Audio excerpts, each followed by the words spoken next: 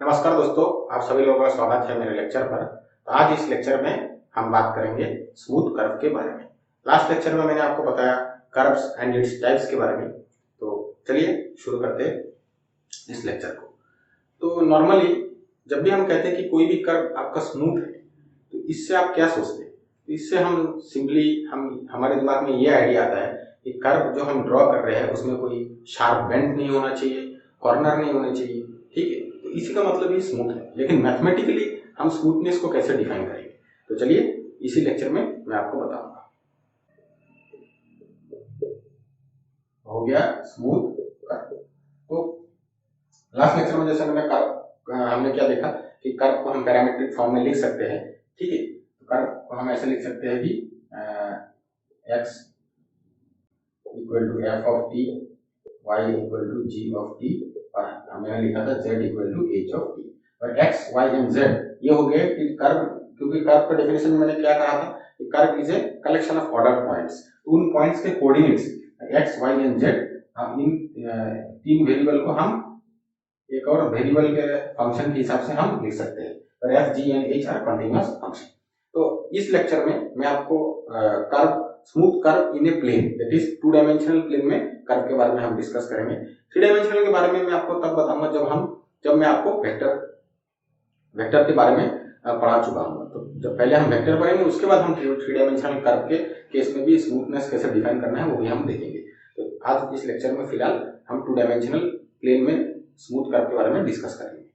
तो two dimensional के case में हम क्या करेंगे, ये हमको जरूरत नहीं है, क्योंकि टू डायमेंशनल प्लेन में जब भी आप कोई पॉइंट्स चूज करते हैं तो उस पॉइंट के दो ही कोऑर्डिनेट होते हैं, एक्स एंड वाई। तो सिमिलरली यहाँ पे मैंने लिखा x equal to f of t and y equal to g of t. ऐसे हम कोई भी कर्व को टू डायमेंशनल प्लेन में इस इक्वेशन से हम पैरामीट्रिक फॉर्म में रिप्रेजेंट कर सकते हैं।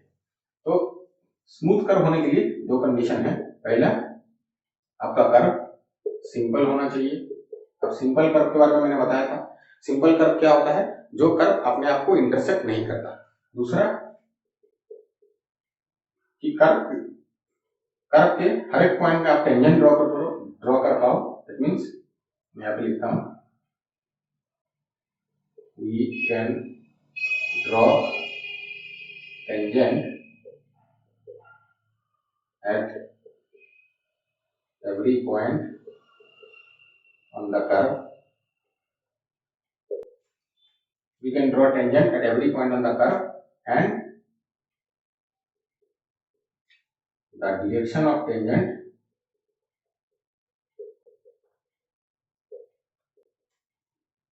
changes continuously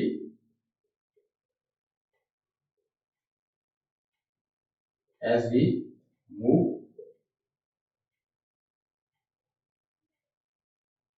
along the curve. तो पहला केस है सिंपल होना चाहिए। तो सिंपल के बारे में मैंने आपको बता ही दिया है लास्ट लेक्चर में। अब दूसरा कंडीशन क्या है? We can draw tangent at every point on the curve and the direction of the tangent changes continuously as we move along the curve. इसका मतलब क्या है? यहाँ पे देखिए डायरेक्शन ऑफ टेंजेंट, या आप डायरेक्शन ऑफ टेंजेंट का डायरेक्शन को लेकर भी बात करेंगे जब हम वेक्टर पढ़ने के बाद। हम टेंजेंट या जब भी हम कर्व में कोई टेंजेंट ड्रॉ करते हैं तो हम वेक्टर पढ़ने के बाद हम ये देखेंगे कि टेंजेंट को, मतलब जो हम टेंजेंट ड्रॉ करते हैं उसको हम टेंजेंट वेक्टर के हिसाब से भी ट्रीट कर सकते हैं। उसी का भी एक डायरेक्शन होगा। फिलहाल हम यहाँ पे ये कह सकते हैं कि डायरेक्शन ऑफ टेंजेंट के बदले में हम कह सकते हैं कि slope of the tangent should change continuously as we move along the curve. तो ये सेकंड कंडीशन का मतलब ये है कि जैसे हमने यहाँ पे कर्व ड्रॉ किया है,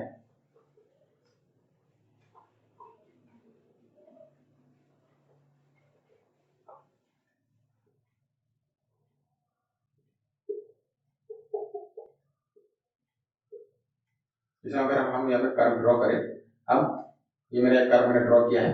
अब सोच लीजिए कि कोई भी पॉइंट में हम टेंजेंट लाइन ड्रॉ कर सकते हैं, ठीक है। हम टेंजेंट लाइन ड्रॉ कर सकते हैं, ऐसा ऐसे ड्रॉ कर रहे हैं, सॉरी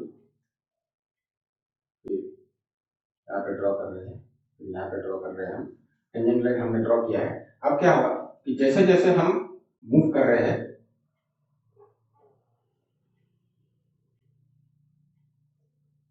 ठीक है, जैसे जैसे हम कर्व के कर्व में मूव करेंगे, से इस पॉइंट से हमने शुरू किया और इस पॉइंट से हम मूव कर रहे हैं, तो हम क्या देखेंगे, ये जो टेंजेंट जो हमने यहाँ पे ड्रॉ किया है, सपोज ये मेरा P पॉइंट है और ये Q पॉइंट है।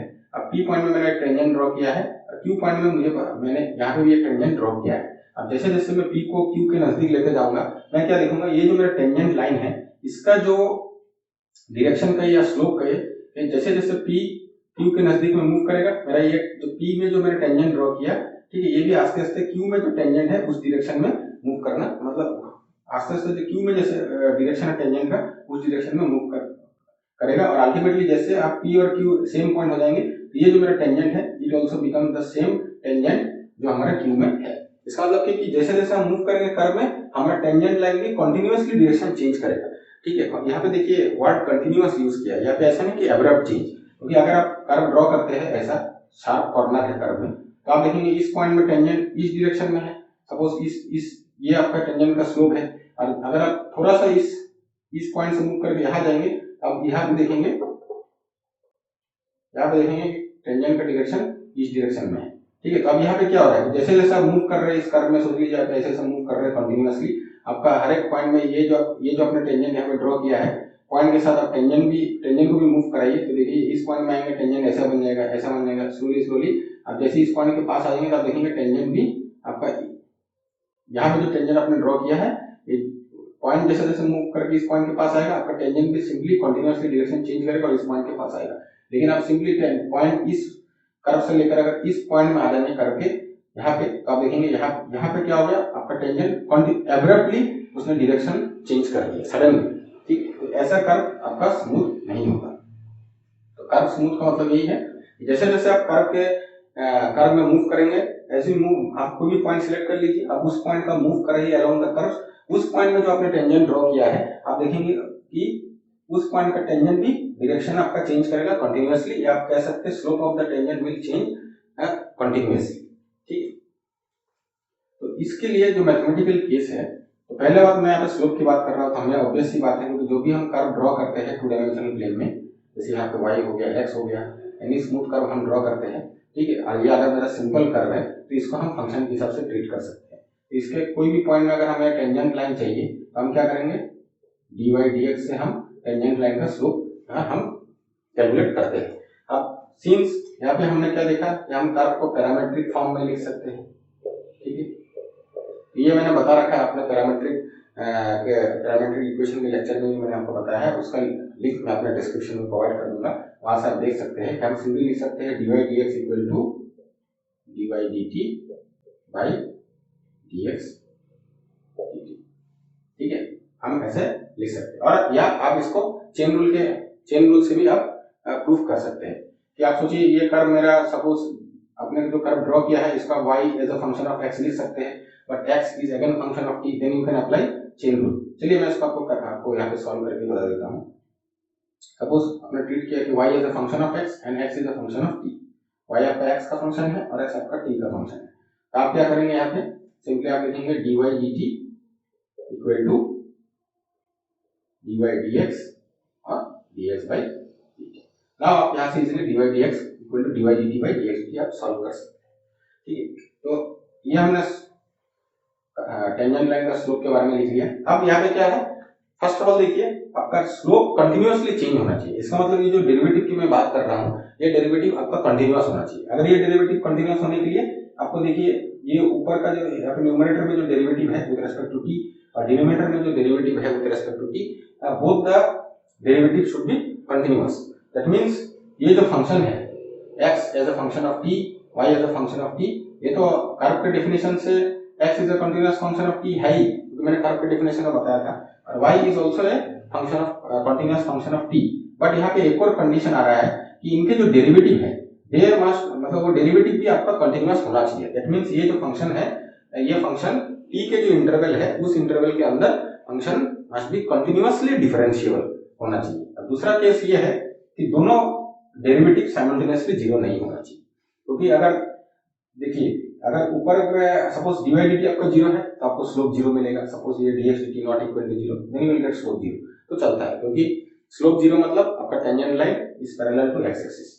और dx dt जीरो है और dy/dt सपोज जीरो नहीं है तो उनकी उस केस में आपको वर्टिकल टेंजेंट मिलेगा, वो भी चलता है क्योंकि कंटिन्यूअस कर्व आपका आप ऐसे भी ड्रॉ कर सकते हो कंटिन्यूअस कर्व, ठीक है। यहाँ पे अगर आप टेंजेंट लाइन ड्रॉ करोगे तो ये ऑलमोस्ट आपको वर्टिकल मिलेगा, बट कम से कम आपको टेंजेंट मतलब आप हर एक पॉइंट में तो टेंजेंट लाइन तो ड्रॉ कर पा रहे हैं, ठीक है। आपको स्लोप आपको मतलब अनडिफाइंड मिलेगा, दैट डजंट मैटर, मतलब स्लोप आपको इन्फिनिट मिलेगा, ठीक है।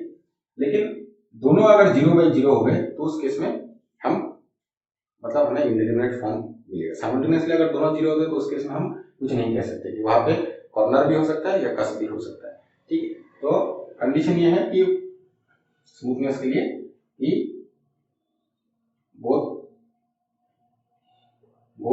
f of t and g of t आपको आना चाहिए कंटिन्यूअसली डिफरेंशिएबल एंड साइमल्टेनियसली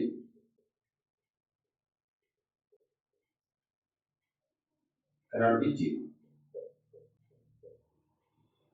मतलब साइमल्टेनियसली दोनों डेरिवेटिव जीरो नहीं हो सकते।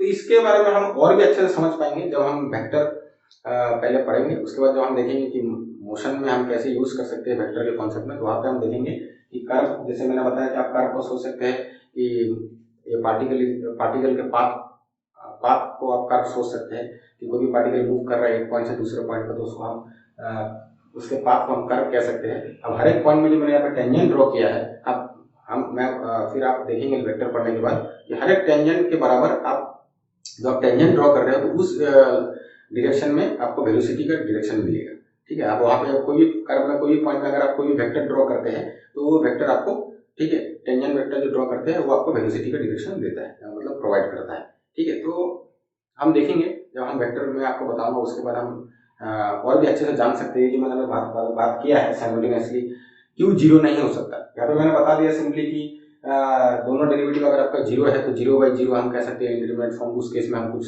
कह नहीं सकते। लेकिन वेक्टर पढ़ने के बाद आपको ये चीज क्लियर हो जाएगा कि क्यों साइमल्टेनियसली जीरो नहीं हो सकता।